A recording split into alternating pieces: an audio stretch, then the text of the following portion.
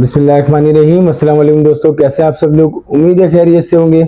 जी दोस्तों, आप लोग देख रहे हैं मेरे यूट्यूब चैनल जवाब दो विद नईम अहमद।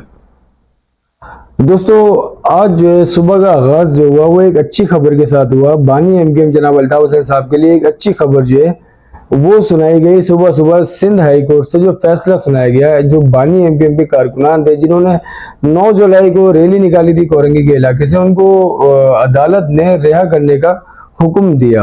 ये समाज शुरू हुई सुबह तकरीबन 9:30 बजे और सुबह 10:15 बजे जो है वो जज साहब ने फैसला सुनाया।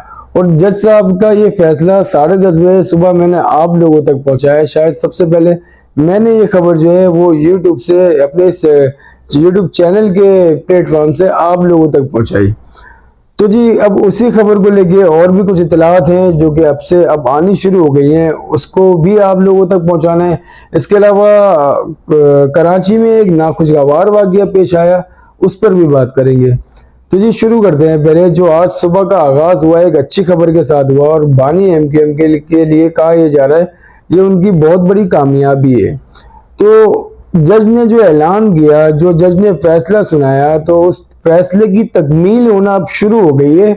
और जो एमकेएम के 40 से ज्यादा कारकुनान थे उनका रिहाई का अमल जो है वो शुरू हो गया है।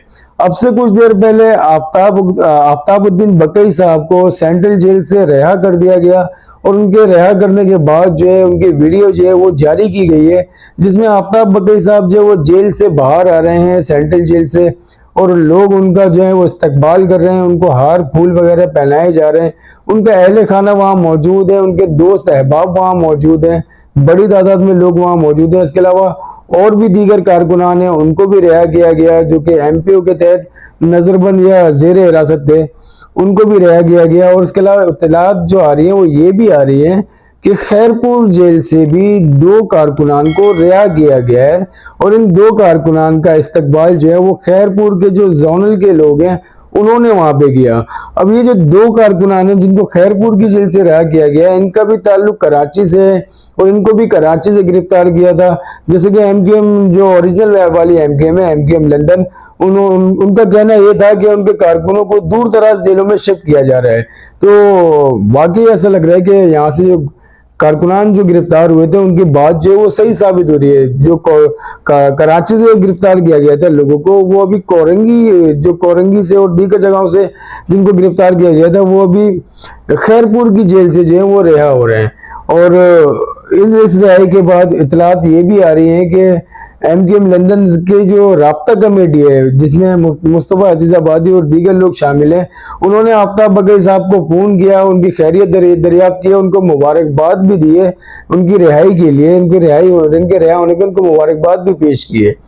तो ये जो है जो लोग गिरफ्तार हुए थे जिन्होंने रैली निकाली थी 9 जुलाई को, तो उनकी जो रिहाई का अमल जो है वो अभी बड़ी तेजी से जो है वो शुरू हो गया है। और अदालत ने ये फैसला सुनाया था। अदालत ने अपने फैसले में ये कहा था कि 24 घंटे के अंदर अंदर इन तमाम लोगों को रिहा करके 24 घंटे बाद जो है वो रिपोर्ट जमा करानी है। तो कुछ लोग हैं उनको हो सकता है सुबह भी अदालत पहुंचाया जाए, फिर वहां से इनको रिहा किया जाए।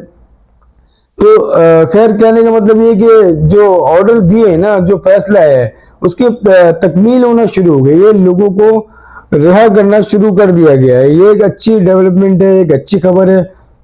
और लोगों के दिलों में जो एक दिमाग में दिलों में चल रहा था कि यार अदालत के फैसले से क्या होता है, छोड़ने वालों की तो मर्जी है, चाहेंगे तो छोड़ेंगे, नहीं चाहेंगे तो नहीं छोड़ेंगे। तो फैसला आने के बाद जो है वो नजर आ रहा है कि फैसले की तकमील हो रही है। और ये बात जाते हैं कराची की, जो आज एक बुरी खबर है उसकी तरफ भी। कराची में एक नाखुशगवार वाकया पेश आया। कराची से ताल्लुक रखने वाले साबका सिंध असेंबली के रुकन है असलम अबड़ो साहब, उनकी गाड़ी पे फायरिंग होती है और फायरिंग होती है कोरंगी के इलाके, जो कॉजवे का रोड है उस कॉजवे के रोड के ऊपर उनके काफले के ऊपर फायरिंग हुई। असलम अबलो साहब, उनको तो कुछ नहीं हुआ, लेकिन उनके भतीजे और उनके भाई जो है वो, और इसके अलावा एक शख्स और है जो इस काफले में मौजूद थे, उनको उनके उनके उनकी इतलात है कि वो इस वाकये में जा भाग हुए हैं। तो जो सिंध के हमारे जो सबसे बड़ी जमात है पीपल्स पार्टी, उसके जो सरबर हैं बिलावल भुट्टो साहब, उन्होंने इस वाक्य के बारे में जो अपना स्टेटमेंट दिया है, उन्होंने कहा ये एक दहशतगर्दी का वाक्य है। तो इसके ऊपर भी एमकेएम लंदन के जो कन्वीनर है मुस्तफा अजीजाबादी, उन्होंने इस पे भी अपना बयान दिया है। उनका बयान भी मैं आपको पढ़ के सुना देता हूं। मुस्तफा अजीजाबादी कहते हैं, मुत्तहदा कौमी उनकी राब्ता कमेटी के कन्वीनर मुस्तफा अजीजाबादी ने रुकन असम्बली असलम अबड़ू के भाई अकरम अबड़ू और भतीजे शहरियार अकरम समेत 3 अफराद के कत्ल की शदीद मजम्मत की है। अपने बयान में उन्होंने कहा कि पीपल्स पार्टी के चेयरमैन और वफाकी वजीर खारजा बिलावल जरदारी का वाक़े के 2 घंटे बाद ही इसे दहशतगर्दी का नतीजा करार देते ना हैरत अंगेज है। उन्होंने कहा कि अगर 2 घंटे में ही बिलावल जरदारी इस नतीजे में पहुंच गए हैं कि यह वाक़या दहशतगर्दी का नतीजा है, तो फिर वो कौम को बताएं कि इस दहशतगर्दी में कौन से दहशतगर्द मुलव्विस हैं, इन्हें किसने कत्ल किया है और कातलों की गिरफ्तारी के लिए बिलावल की हुकूमत सिंध ने अब तक क्या किया है। तो मुस्तफा अजीजाबादी ने एक सवाल उठाया है, एक सवाल खड़ा किया है, और उन्होंने कहा है इसके अलावा कि जो बिलावल भुट्टो जरदारी साहब हैं वो इस वाक़े की मजम्मत करते हुए हुकूमत से इस्तीफा दे दें। इस्तीफे की जो इन्होंने डिमांड की है, मुतालबा किया है आप मुस्तफा अजीजाबादी ने बिलावल भुट्टो साहब से कि वो इस्तीफा दे दें। ये जो वाकया ये छोटा वाकया नहीं है, बड़ा वाकया है। वो जो सिंध असेंबली के रुकन थे, भले उनका ताल्लुक किसी भी पार्टी से था, ताल्लुक उनका 2018 में उन्होंने असलम अबड़ो साहब जो है उन्होंने इलेक्शन लड़ा था पीटीआई के टिकट पर।